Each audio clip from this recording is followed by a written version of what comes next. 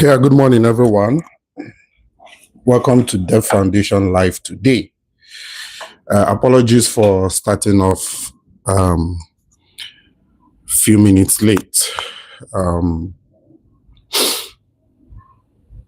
My eyes were sort of itching me. I don't know, just finished bathing and I realized my eyes was itching me. So I had to basically apply some medicines on it. So thank you for joining us this morning for another Depth Foundation class. My name is Abuchi from the Depth Foundation, a non-religious organization that teaches the Bible as a map of inner transformation. By that, we mean that the teachings of the Bible are the psychological drama that is taking place in your consciousness as we speak. It's not a book of dogmatism, and all the characters in the Bible are personification of your consciousness, basically, and its different attributes. Okay. So that makes the Bible the greatest psychological book. It also makes it a manual. By being psychological book, it's a manual that helps you operate basically your man nature. There's a reason I say man nature. We could say your imagination, basically. Okay. Because man is all imagination. Okay. Like man is not the skin bag and the histories and the circumstances and the experiences that is attached to it. Man is the imagination that is currently the thoughts and your feelings and the vivid images attached, fused together. That's who man is. So man is imagination, okay? And so by being imagination, man then becomes a tool, let me put it that way, a tool through which your true self, which is consciousness, which is the God of the Bible, the King of Kings of the Bible, the Ancient of Days, etc., it is true man, it takes expression. Okay, so it means it is true consciousness. It means it is true imagination, that your true self, which is your own self, takes different expression to experience, have different experiences, basically. So that's why I say man is imagination. Okay. So what we do at the foundation is to reveal the Bible as a book that holds this psychological truth of the drama that is taking place in your consciousness as we speak. Okay, because we know the Bible is not a book of religious dogmatism as you're currently being taught. All the messages, all the teachings in the Bible are encoded. Okay, they are encoded, okay, with deeper level meanings. And those deeper level meanings are psychological events that are happening, inside of you. Okay. That's what that book is about, basically. Okay. But all our lives, they have taught us that the book is a literal story about, figures, that lived in time and space, just like you and I are living today. But we've come to find out that that's not what it is. Okay. And that's what the foundation have decided to then begin to teach, the psychological nature of the Bible. Okay. So today we have an interesting topic. This is a topic that we have taught so many times. Okay. But the reason why I won't stop teaching it is because I've continued to hear different things about this particular phenomenon. Okay. And what I've found out is, due to the fact that the Christendom teaches the Bible as a dogma, a book of dogmatism, other than psychological book that it truly is, people don't understand the meaning of this phenomenon. They don't understand the meaning of this phenomenon in its truest form. And for that reason, they keep corrupting, obviously the Christendom have corrupted the meaning. So based on this corruption of the meaning, people have continued to misunderstand it, misapply it, misreference it, okay? And completely misstep everything regarding this phenomenon.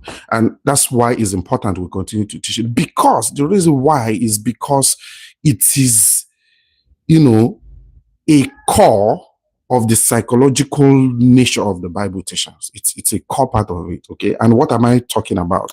I am talking about prayer. Prayer.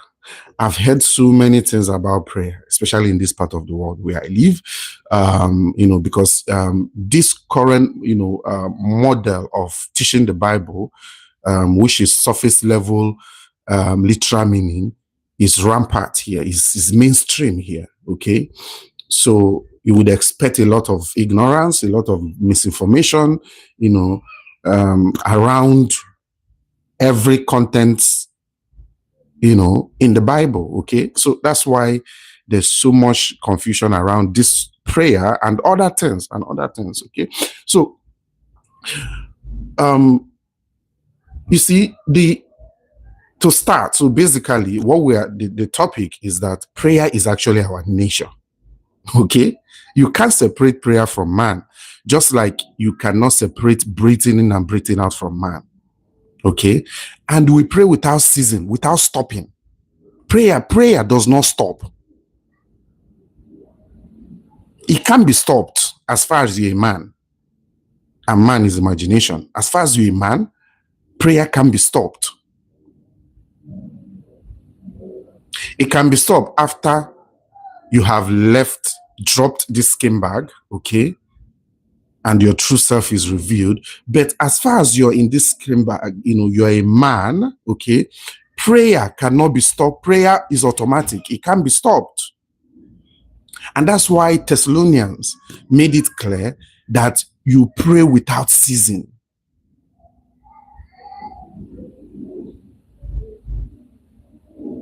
Okay? So, what do I mean by prayer cannot be stopped? It simply means you are automatically praying every minute, every second, every hour, every day, every year, as far as you're here in this dimension, you're automatically praying every time. Every sec. There's no sec that passes you did not pray. Just like there's no sec that will pass as far as your life you did not breathe. It is similar to prayer. So it is our nature, okay? And we pray without ceasing. Do you understand? We pray without ever stopping. But the reason why people don't know about this is because they've not been taught prayer in its truest form, in its truest meaning. Lowest common denominator.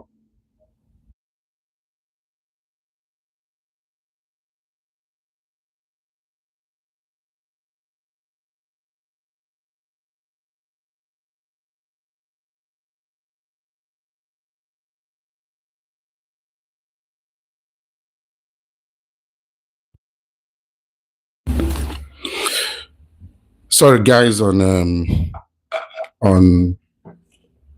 sorry, apologies for the people on YouTube.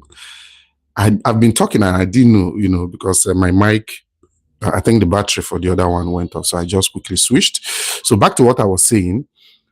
So we do not understand the meaning of prayer in its truest form.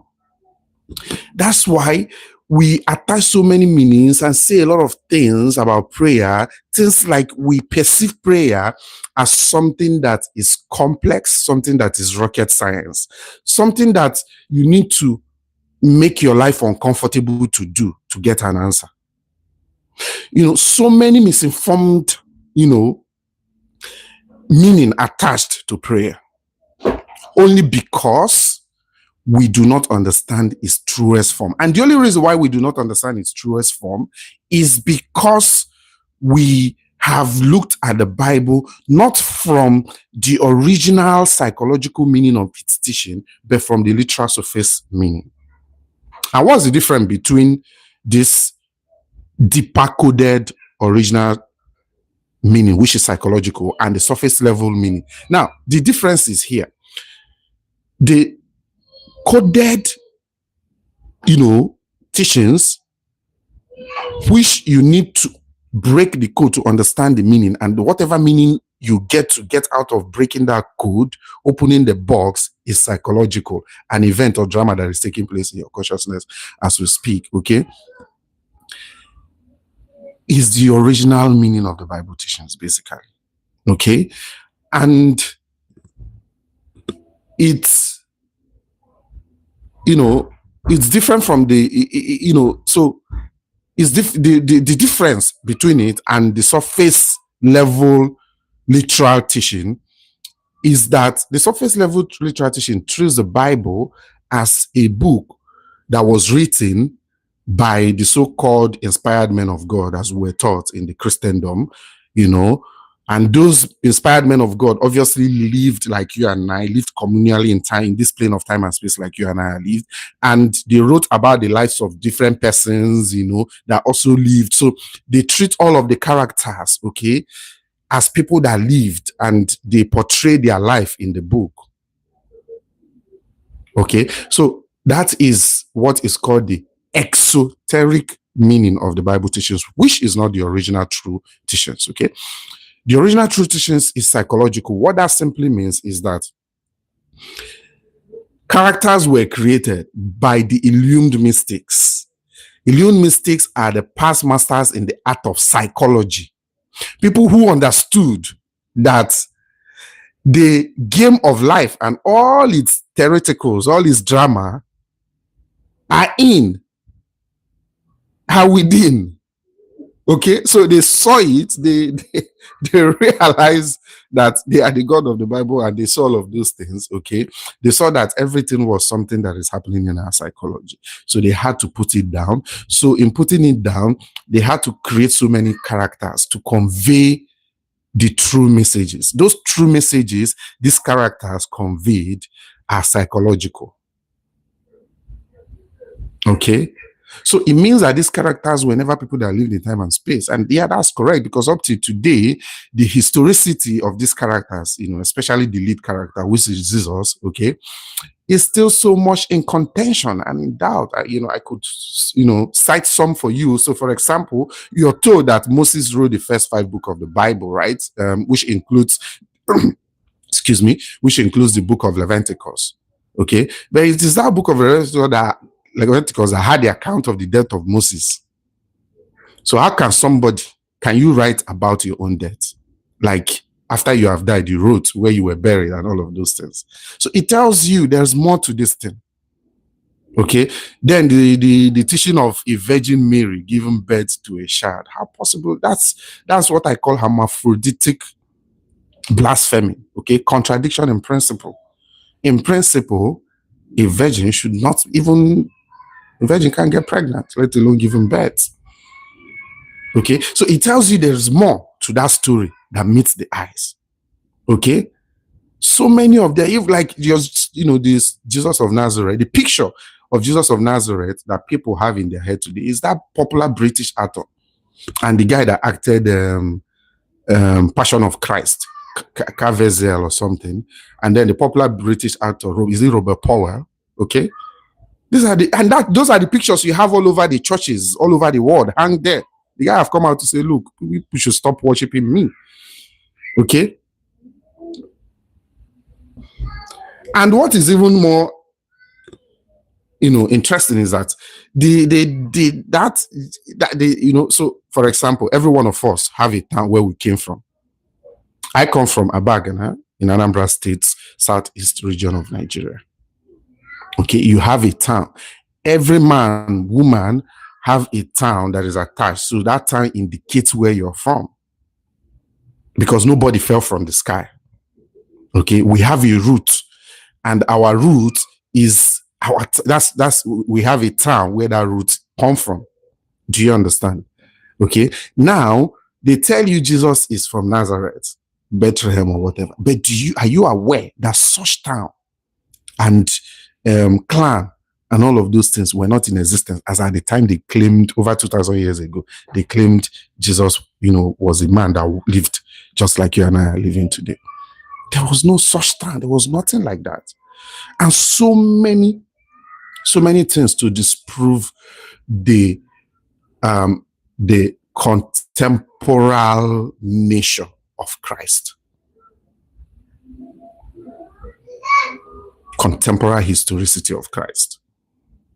Okay, so the book is not a book of contemporary history, rather is a book of sacred history. Why I say sacred history is a book that shows what is happening in your psychology and how to handle it going forward. Okay, so this is the reason why the teaching of prayer was made. So they taught it as a request to God, telling God what to do for you. They taught it as petitioning God, telling God to do this and this, like basically directing, commanding God, or begging God.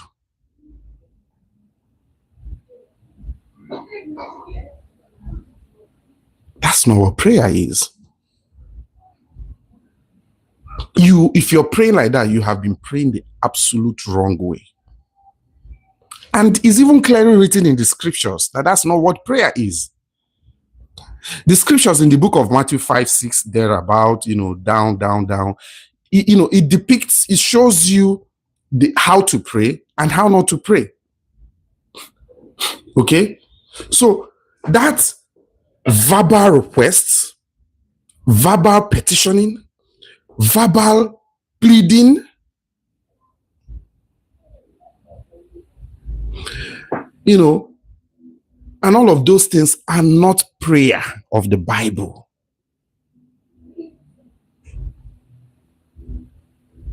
They are not prayer.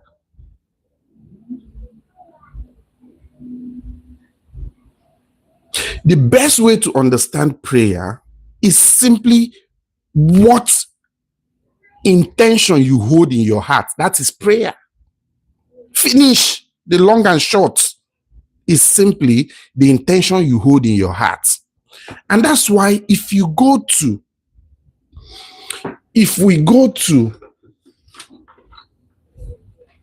excuse me,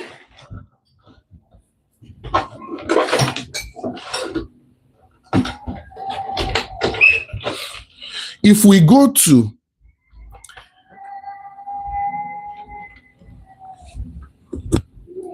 Proverbs 27 verse 3,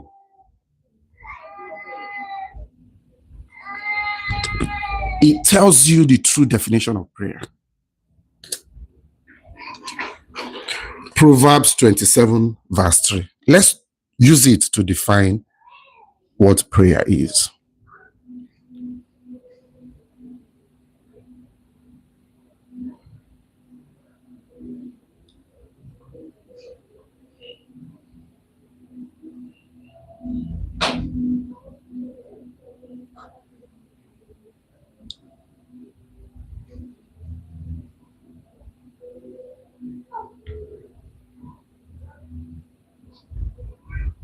Excuse me, I'm trying to pull it up.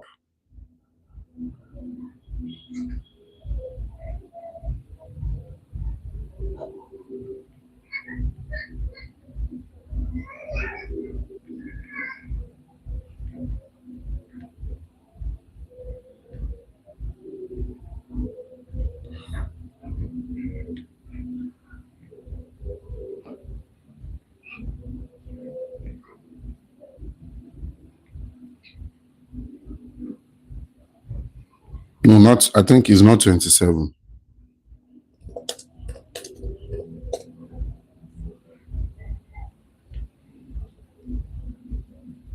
It's 23, rather 23 verse 7. So, sorry, I made that mistake. Proverbs 23 verse 7. Okay. What does it say? It says, for as he thinketh in his heart, so he is. Okay. Now, hear what he now said, in the preceding sentence. As it start with saying, as he thinketh in his heart, so he is. Now, the following sentence, he say, eat and drink, said he to thee. Now, verbal. Eat and, he first of all clarify that it is those inner intentions that shows who you are, that defines you. Okay. Now, watch what he now said, eat and drink, said he to you. So verbally, he will tell you eat and drink, but his heart is not with thee. So what this is trying to clearly tell you is simple. Verbal repetition, verbal requesting and all of those things, is not prayer. It is the intent of the heart that is the prayer of the Bible. That's why if you go to, let's read the other guy. That's Matthew 5:28. What does he say? He says, to look lustfully at a woman is committing adultery in your heart. Remember, as a man thinketh in his heart, in Proverbs 27:3, as a man thinketh in his heart, 23:7, I keep mixing it up. In Proverbs 23:7, it says, as a man thinketh in his heart, so he is. Forget about whether he tells you eat and drink, because it doesn't mean it in his heart. So it is the content of the heart that matters, not what he says, what he verbally says. Okay. Now, if you go to Matthew 5:28, it says, to look lustfully at a woman is committing adultery in your heart. Okay, let's look. That's Matthew 5.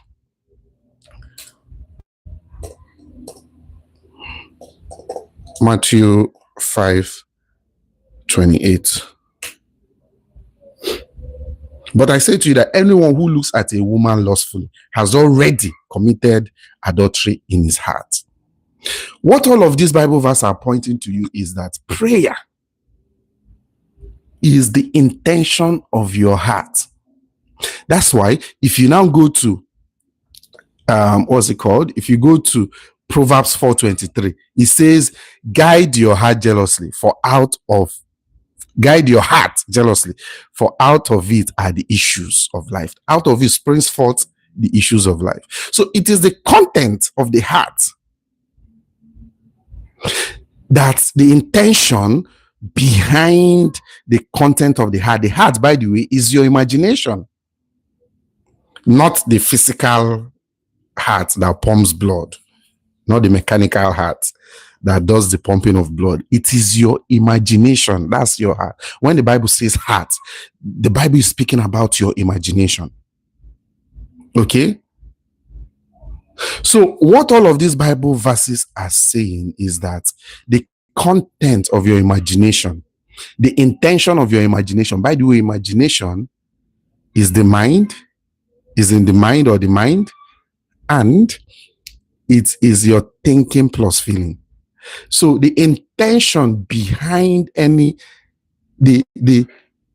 intention behind any thoughts plus fused with feeling is a successful prayer. That's actually prayer.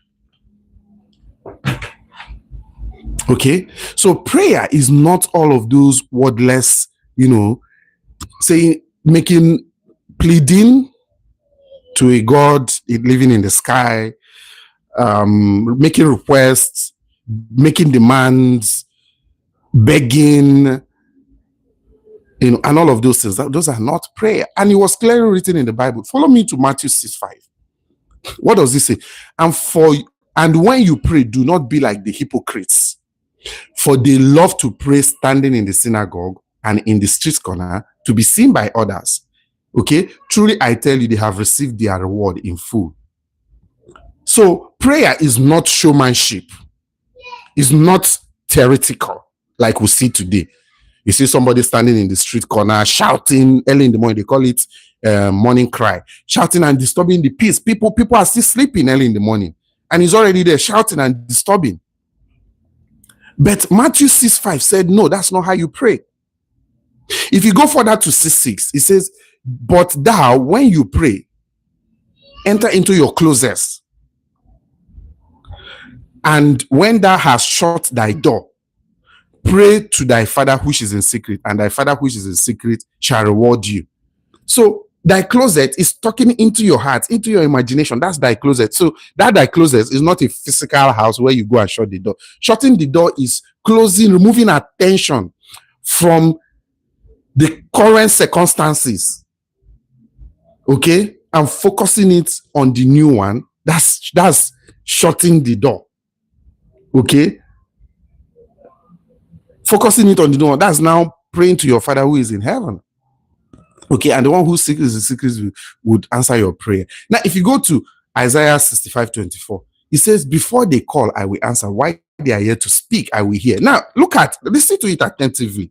Just like Proverbs 23:7, or is it 27:3? I keep mixing that up, but you already know that, by the way. Okay, so just like it says, as a man thinketh in his heart, so he is. He can tell you eat and drink with his mouth, but what is the intention of that? Does it mean it? That's what Isaiah 65:24 is also referencing here. He's saying, and before they call, I will answer. So before verbal repetition, he has answered. So that means your verbal repetition doesn't count. What counts is what? The one in your heart. That's why the other Proverbs says, when you look at a woman lustfully, you have committed adultery in your heart. So it is before you call, he has taken the answer of the intentions, the one in your heart, because that's the true prayer.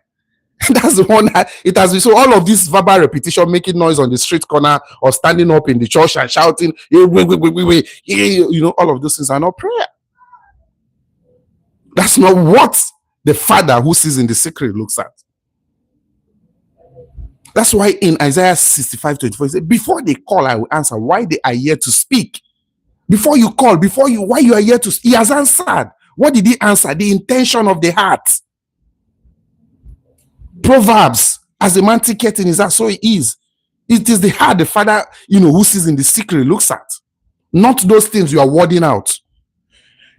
Okay, he clearly stated this somewhere.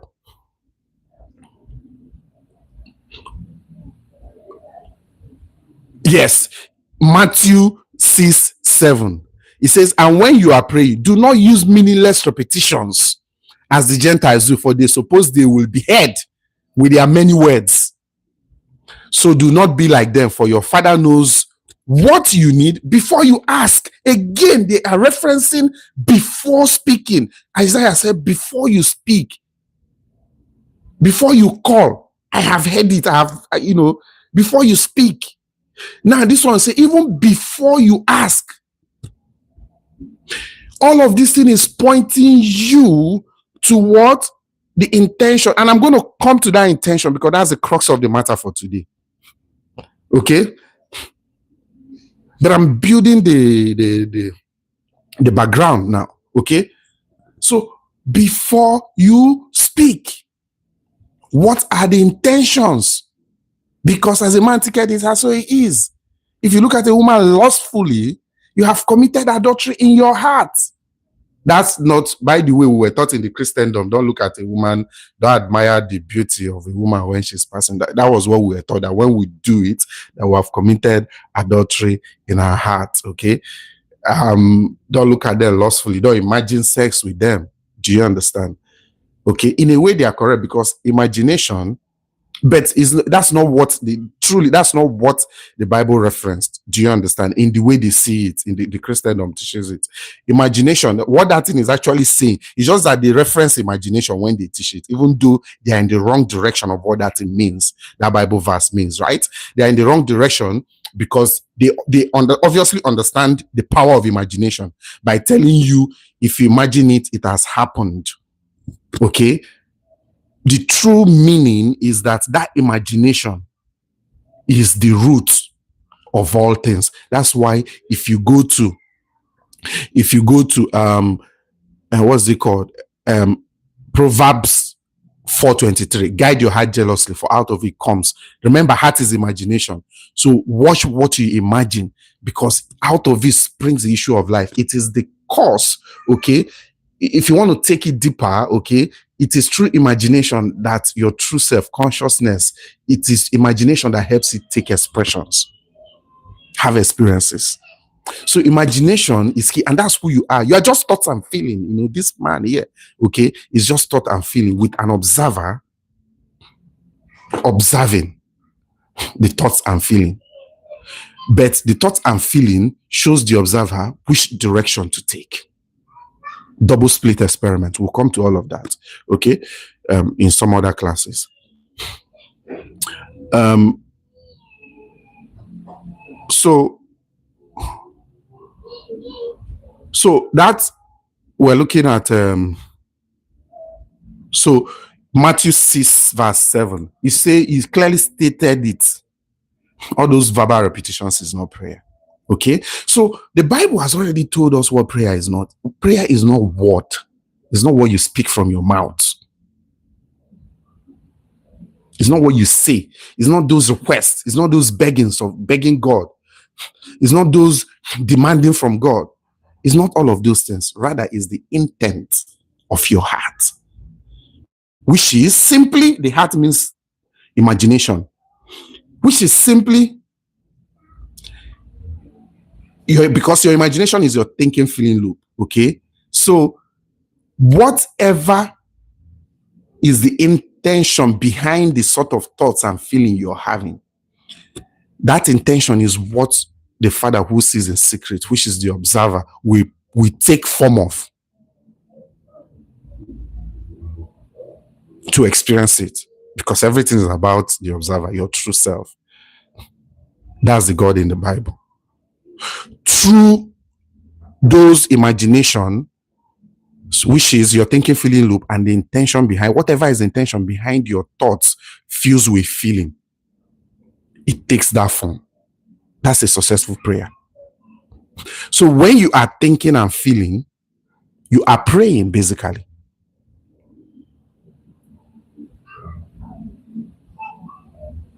Okay, so let's move on. What does Isaiah 26 verse 20 say? He say, come my people, enter into thy chambers. It's repeating what Isaiah 5:6 said up there. Come my people, enter into thy chambers and shut thy door, hide thyself as it were for a little moment until the indignation passed. This is just meditation. Shut thy door, close your eyes, remove your attention from the current circumstances and focus it on the circumstances that you want to appear in your physical world.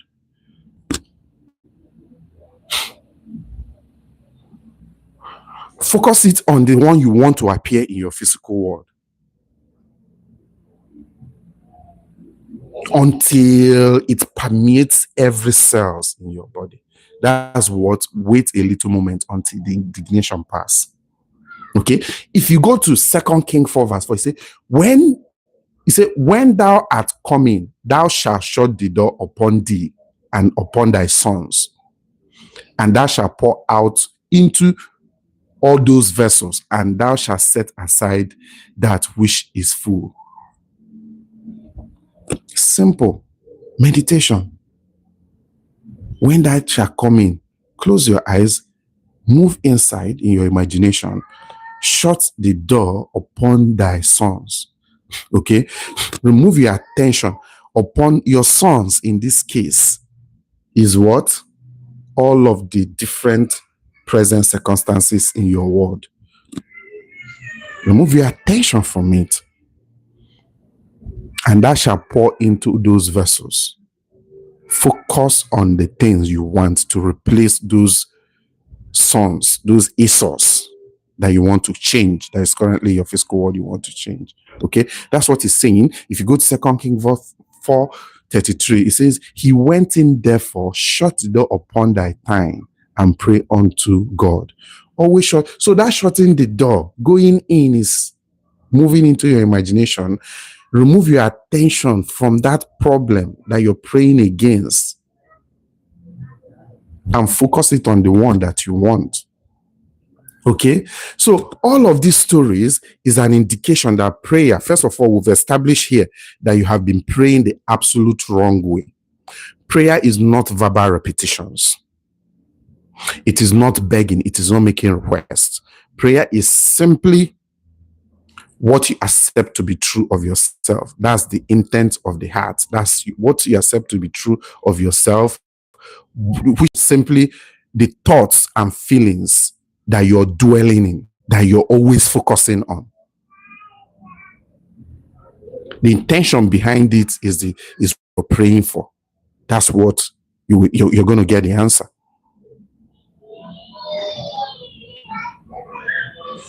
Let me give an example. What are you currently thinking about now and attaching feeling to? Every time you're thinking and feeling, you are praying. Prayer of the Bible is not shouting and making noise.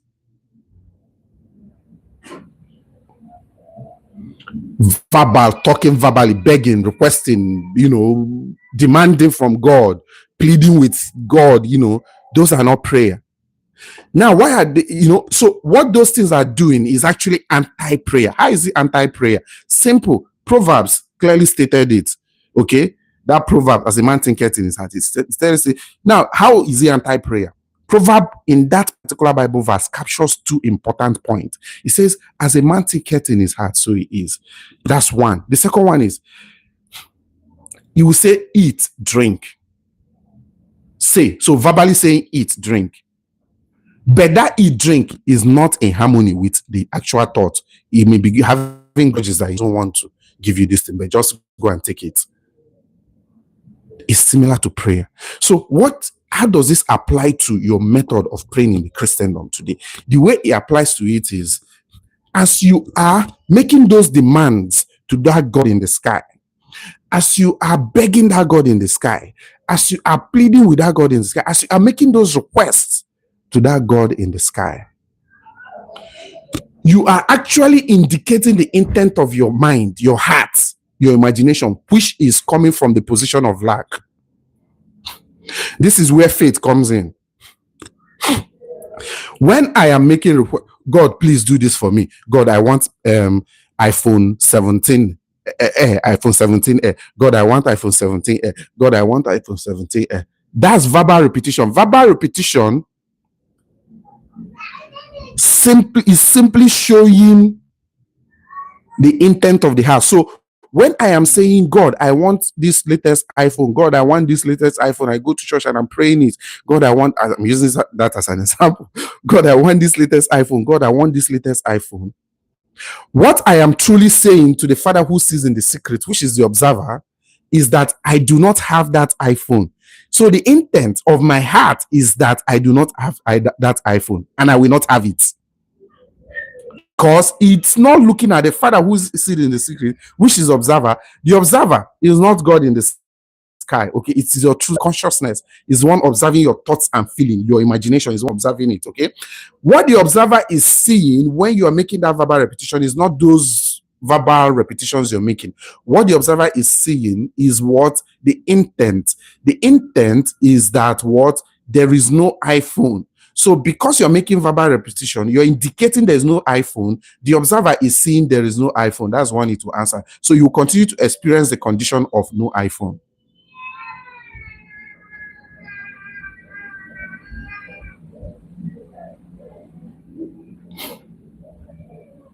But change it. There's a way out. To change it,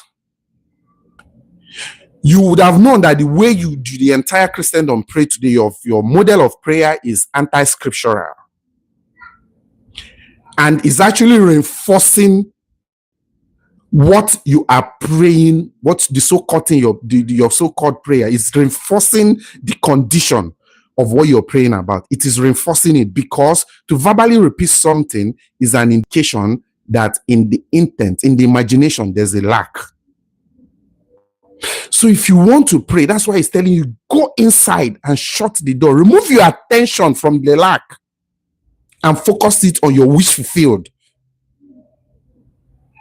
Now, removing your attention from the lack and focusing it on your wish fulfilled is faith of the Bible. That's why it tells you in Mark 11:24, when you pray, when you think and feel, believe you have already received it.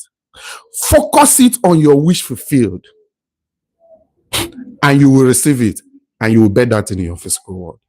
In other words, Mark 11:24 simply means when you think and feel, focus it on your wish fulfilled, other than on your wish will be fulfilled, and your prayer will be answered. Again, to the Christendom followers, your prayer is not conditioned on anything except what I have just described here now. It's not conditioned on sin as your thought that it's sin that prevents you from your prayer from getting answered.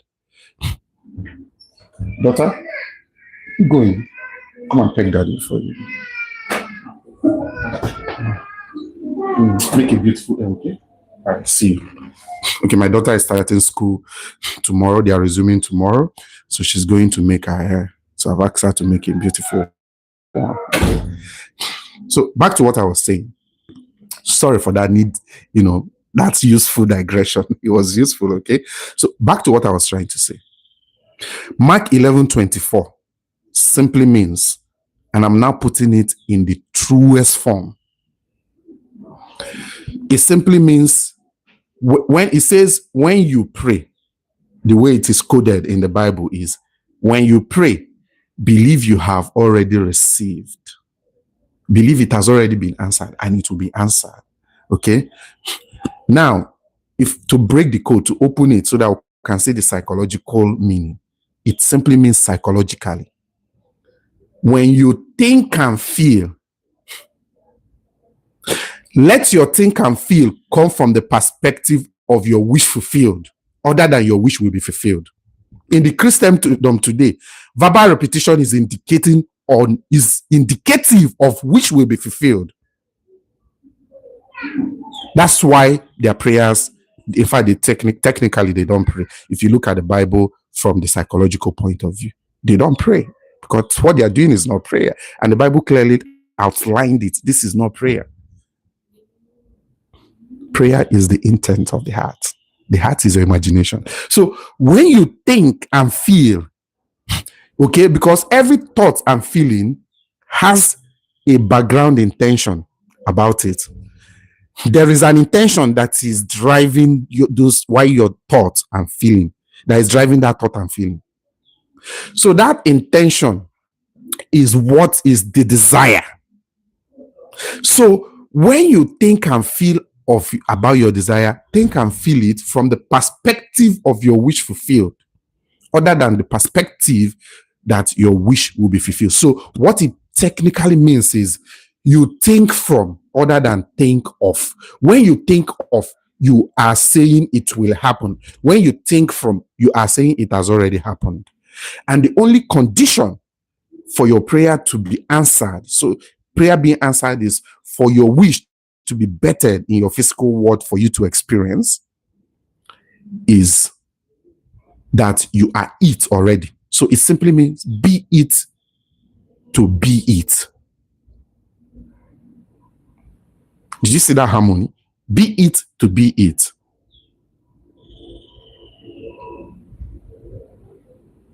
This is the prayer of the Bible.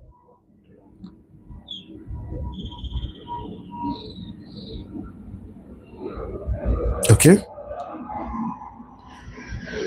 The prayer of the Bible is simply your thinking, feeling loop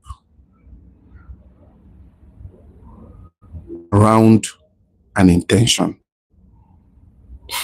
What sort of thought and feeling are you having around an intention?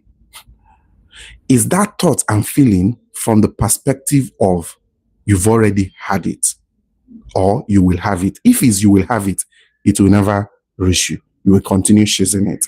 And that's why in the Christendom, they keep chasing, they keep praying from year to year.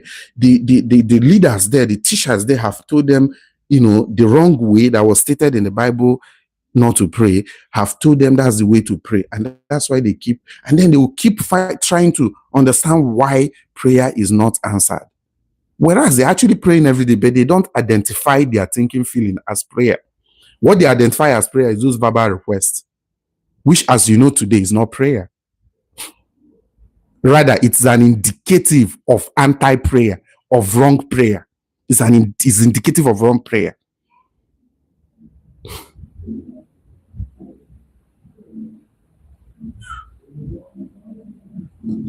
Okay? So the Christendom make prayer so complex, make it look like it's rocket science, whereas it is something you already do every day. It's something you already do every day supposed to be complex. No, it's not supposed to be complex.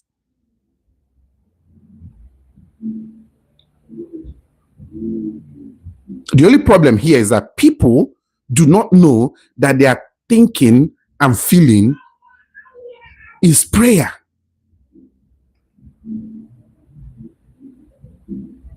They think prayer is when you sit and start talking to a non-existent entity.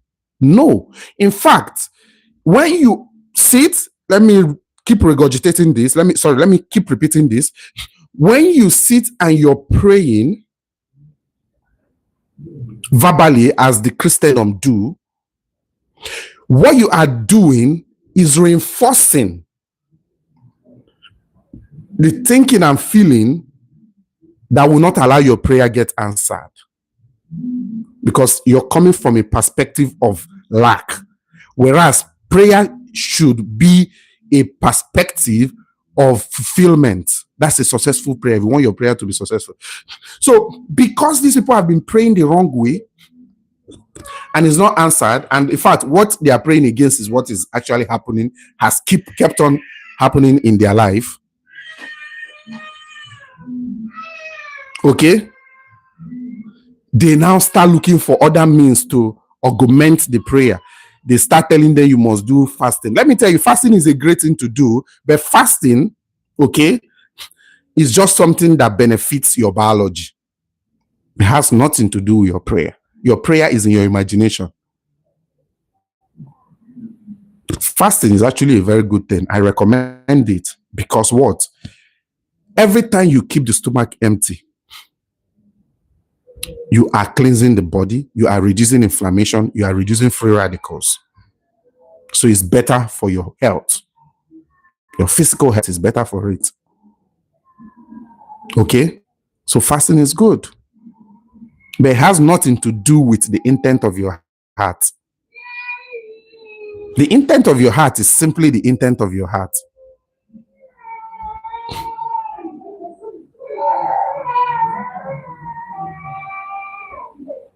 Okay? The intent of your heart is simply the intent of your heart.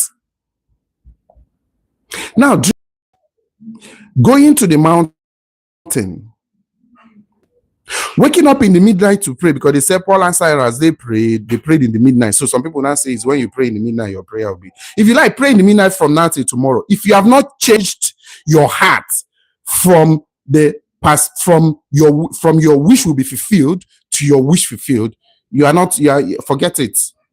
You are not praying. You're actually reinforcing what you are supposed to be praying against.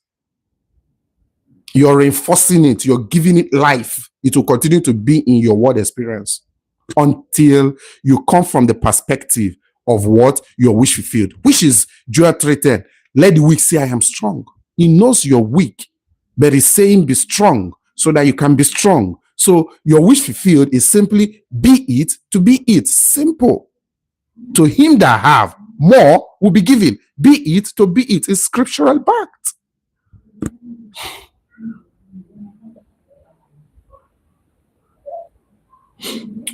Okay, Facebook guys, Okay, they've reconnected back. Okay, that's true prayer. The intention of your heart, and your heart is your thinking, feeling, imagination. So the intention behind your thinking, feeling, imagination, that's prayer. And that's why I started from the beginning to say prayer, you pray without ceasing. Prayer is your very nature, is your nature, is in your nature. Just like breathing, you can't go a day without a minute, a second, without breathing in and breathing out. That's the same way you cannot go a second without thinking and feeling. In fact, I think it's about 60,000 thoughts that hit the mind every 1 minute. Every 1 minute. It's 60,000 thoughts that hit the mind. So you see, there is no way you go without what? Thinking and feeling.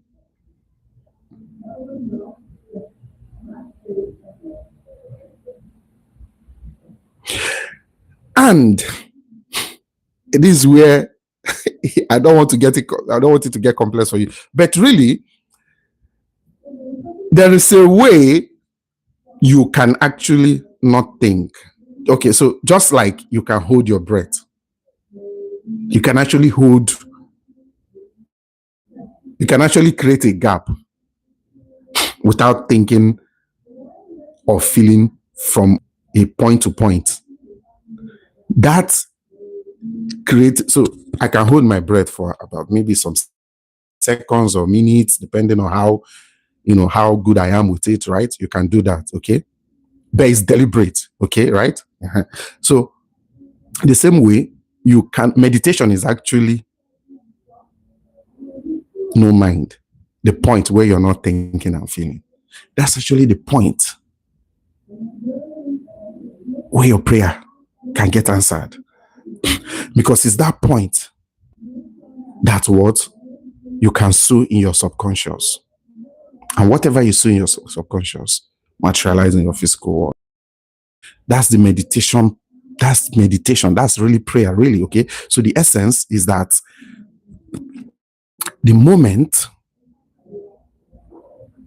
you can carry an intention up to the point where there is no mind. That no mind is the point of meditation.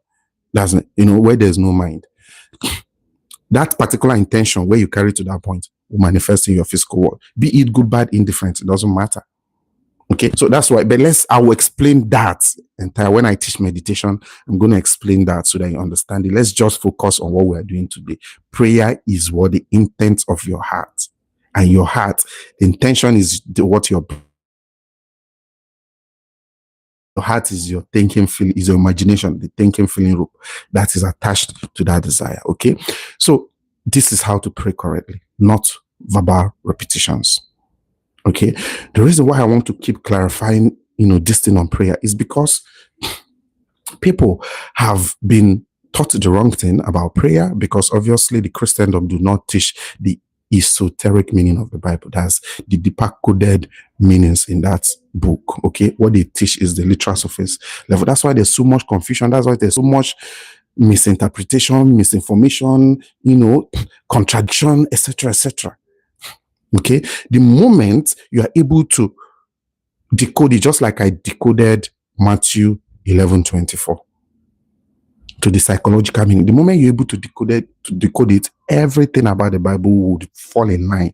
There will no longer be contradiction. There will not be confusion. There will not be misinformation. It even becomes practical. It becomes relatable and practical. It automatically becomes a living book. A living book in the sense that you can take a teaching out of it, apply it, and see results. Like if it is add A to B to get C, you will just use it, add A to B, and you get C. And you see it live and direct without second guessing. I'm not sure if this is where it came from. This is how to pray. So prayer is those groanings too deep for words. The Bible, go to all of the Bible. Everything about prayer connected to the Bible is telling you it's not word. It's not verbal repetition. It's not word. It's not speaking. It's not calling. Clearly stated it in all of the Bible verses we've read today. Okay? And it's not rocket science. It's just simply what this teaching The takeaway here should just simply be hold every thought captives. What does that mean? Watch, observe your every thought. And choose the one you want. The ones you don't want, remove your attention from them. You have the right of choice. You have the right to choose. You have that free will. You just need to learn, develop the attitude to begin to observe every of your thought, because your thought is like an investment. We call it the coin of heaven. Every of your thought is an investment. Investment in something that you would experience in time. Your thoughts now is an investment in something that you will experience in time. Because every waking day is already predetermined via your thoughts in the past.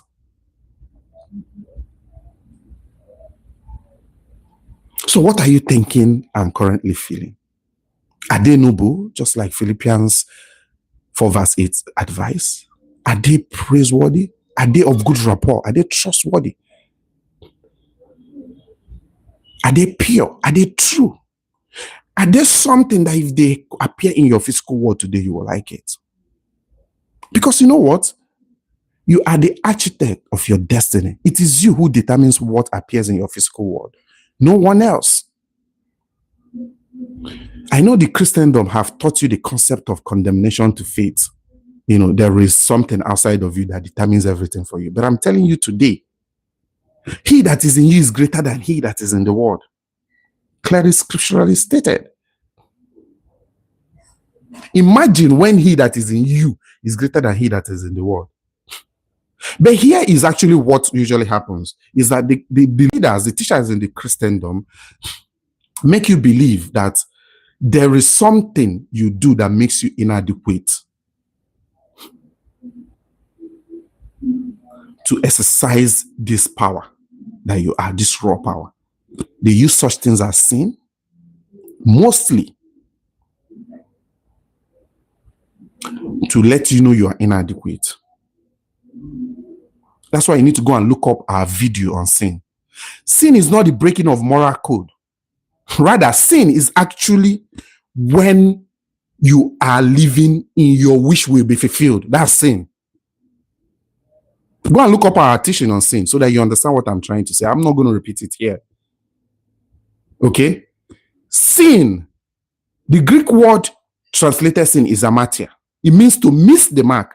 To miss the mark is when that dream you have been having, that desire, that intention has not yet been bettered in your physical world for you to experience. You have missed the mark. And sinning is when you are praying the way the scripture says you should not pray, by verbally repeating, shouting, and all of those noises people make in the Christendom you call prayer.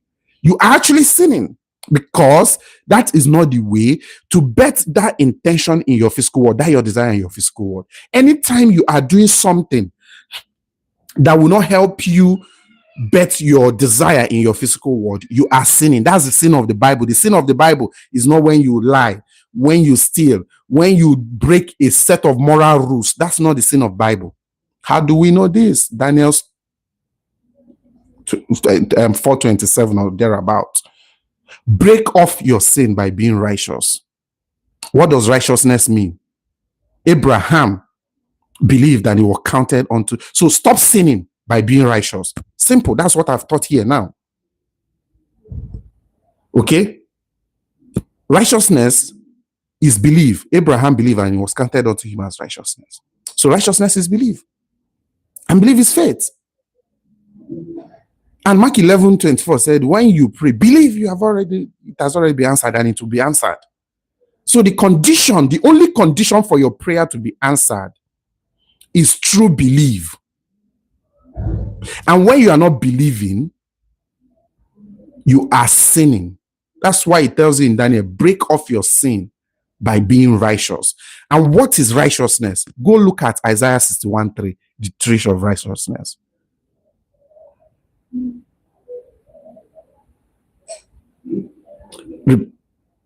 Let's read that Isaiah 61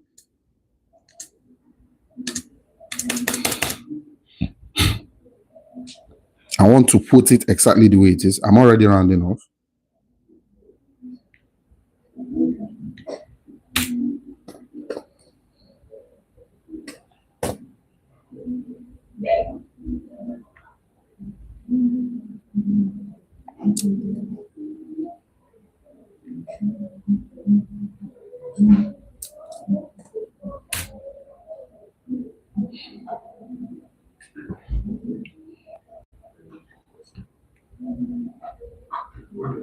Okay, so we hit exactly 1 hour today. So this is the last one. He said, and provide for those who grieve in Zion, to bestow unto them a crown of beauty instead of ashes. You see it? Moving, simply, you want a new iPhone. Replace the condition, that's the present condition that you don't have it, with the condition that you already have it. That is what? Taking a crown of beauty instead of ashes. The oil of joy instead of mourning. Flip, okay? Revise, okay?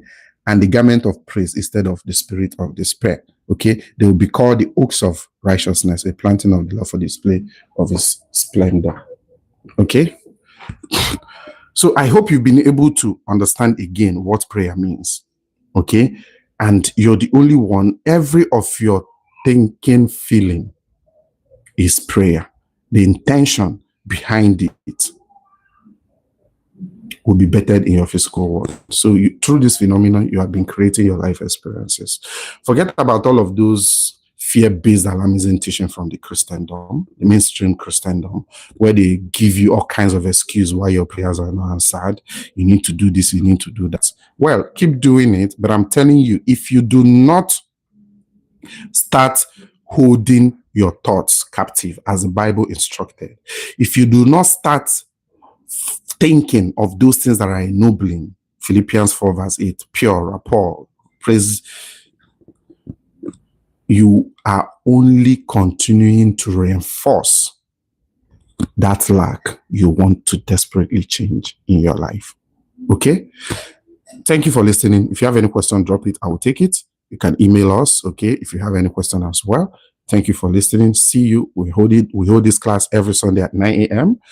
here on YouTube and here on Facebook, okay? So see you next week Sunday, same time. Apologies we started late, but we did it after all, and we are grateful for that.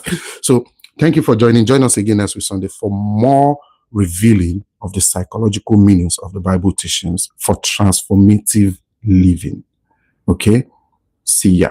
Bye.